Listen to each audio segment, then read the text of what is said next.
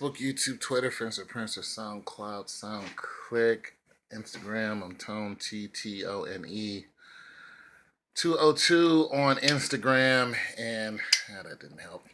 And what up to all my NBA sports fans? This is not about the NBA. Sorry, not today. But I just wanted to chime in on what's going on around the country. First, we have the two killings, one on Tuesday and another one on Thursday. Two black men who legally had weapons, and they were both killed by crooked, corrupt police officers. They shot them in front of their one in front of his family on Thursday, in front of his adopted little girl, his girlfriend's little girl, who he was also taking care of. This guy was a school teacher. He never did anything to anyone. He doesn't have a criminal record.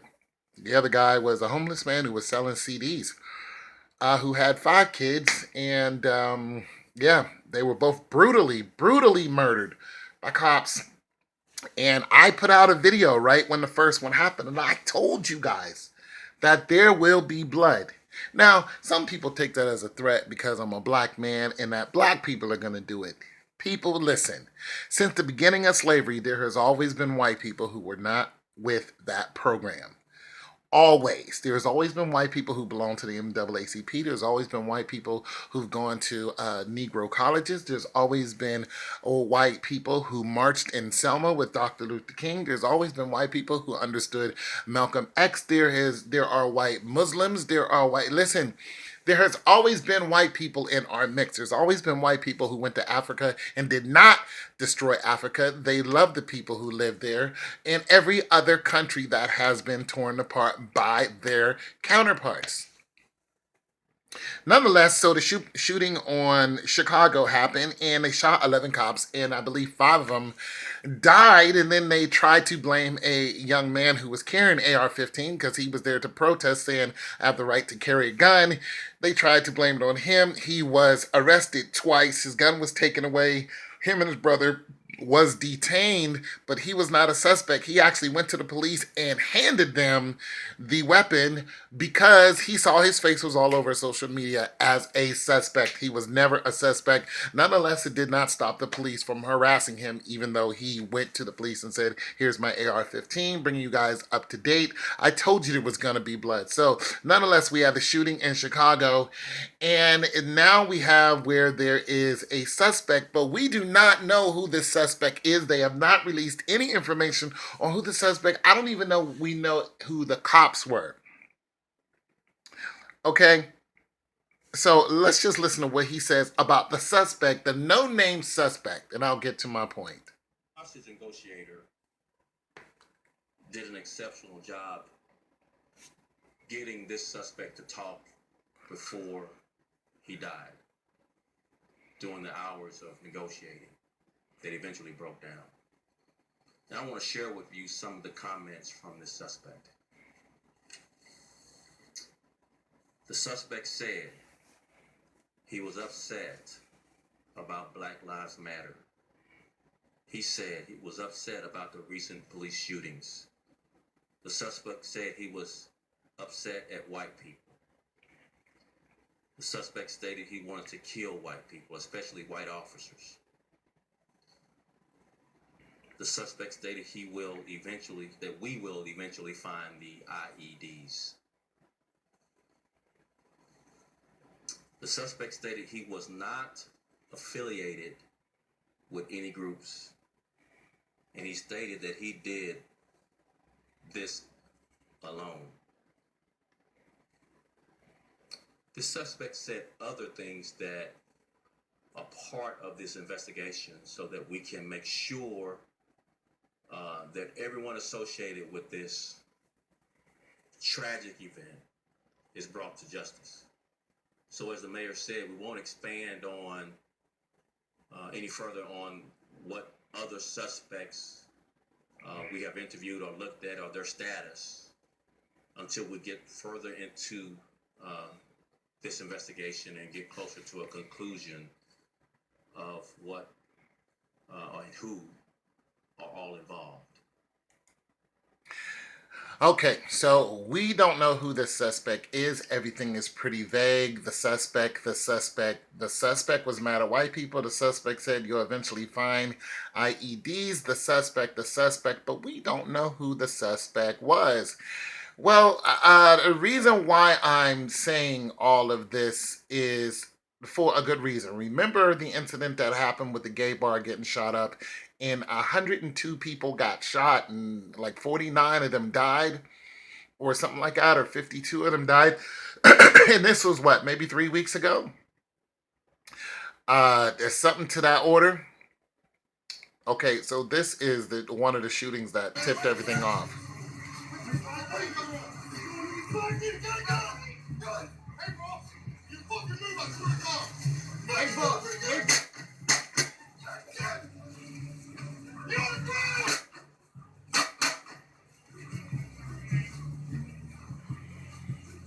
That's Alton.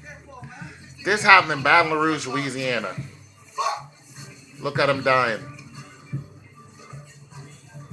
He's dying. Now they're pulling out something out of his pocket.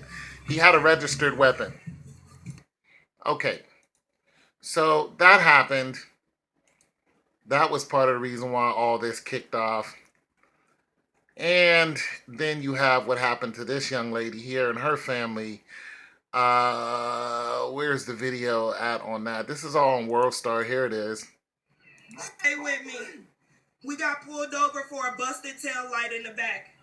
And the police just, he's covered. They killed my boyfriend. He's licensed, he's licensed to carry. He was trying to get out his ID and his wallet out his pocket, and he let the officer know that he had a firearm and he was reaching for his wallet. Okay, so that is the second thing that happened. But I want to remind everybody that people are afraid of officers now because of this. We're terrified of them now. There's no justice now.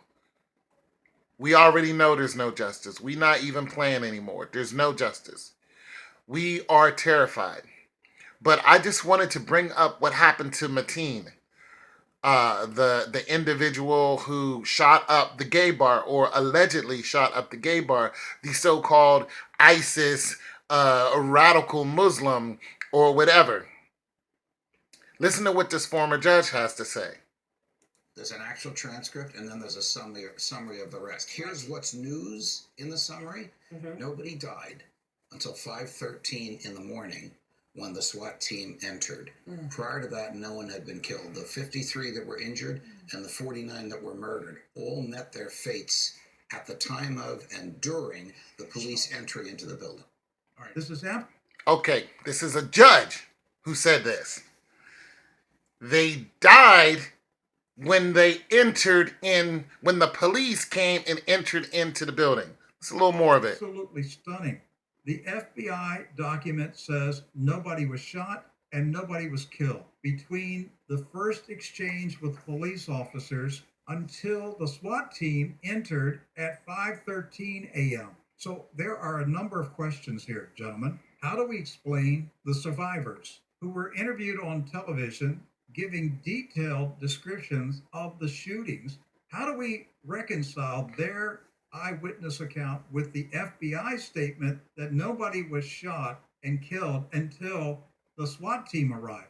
Because somebody is lying. You cannot come to any other conclusion other than somebody is lying. I see three possibilities. Number one, the victims are not telling the truth. Nothing happened. There wasn't a shooting. The whole thing was a fake event. The other option is that there was a mass shooting when the SWAT team entered. You have to ask yourself, how could Omar Mateen shoot over 100 people? How could he get all that done while a SWAT team is coming at him? And then the third option is there was a death squad that entered that facility and killed everyone, including Mateen. And the third one is probably what's the most likely. All of this is staged so we can go to war with each other. Those cops killed Alton and they killed that other guy in front of his family so we would get upset, bring our guns to the party, and start killing each other. This is another reason why I talk about how fake the sports are and NBA and all of this. This is also we kill each other. They want us to be mad at ISIS when ISIS is in another country doing terrible things. ISIS isn't over here doing terrible things. They want to claim that ISIS is doing these things when they're the ones who gave ISIS the weapons of war that they have. All the weapons that ISIS has are all American made. We gave it to them.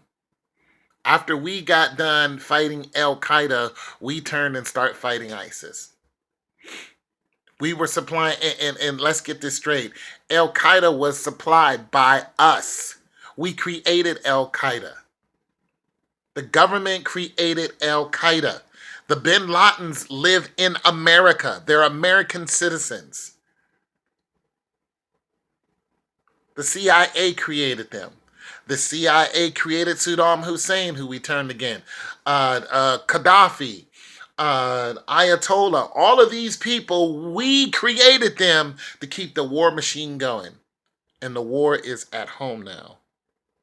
I'm warning you people. These events are not accidents. They want us to go to war so they can wipe us out in large numbers. It's your boy Tone 202.